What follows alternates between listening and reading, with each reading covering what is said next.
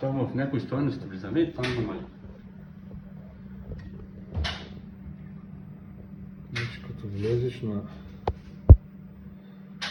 на технически,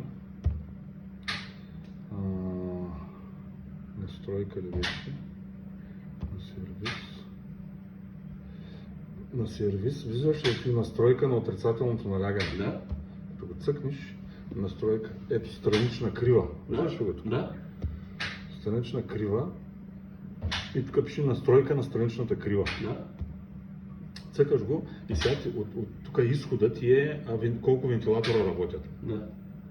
Тук ти е странична. Да. Това ти е страничната клапа, виждаш ли? 5% от 10, 12, 24 страничните. Да. Тук ти е тунела. Да. Ти сега от тук, при е при странична вентилация обаче, виж? При тебе е при странична, когато не е влязал в тунел. Тук, когато ти иска 100%, 100% ти отваря клапите и 8% ти отваря страничните. Да.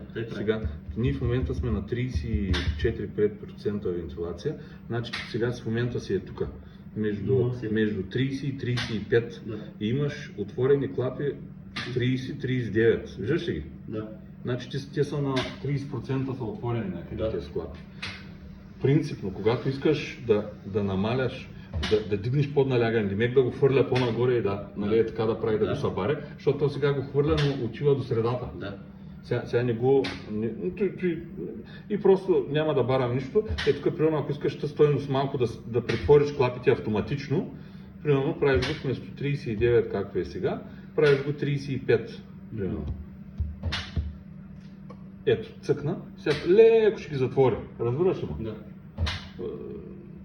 Толкова малко няма да се отрази, но искам да ти кажа тази стойност, като я намаляш, примерно сега ако сложиш на 35 изход, ако сложиш 20% клапи, ето виж тук мръдна с едно деление. Виждаш ли го? Още малко мръдна. И ако го направиш, примерно тук да не е 30, ами да е 26, а тук да е 30, примерно ще ти се качи до тук някъде. До 10, да.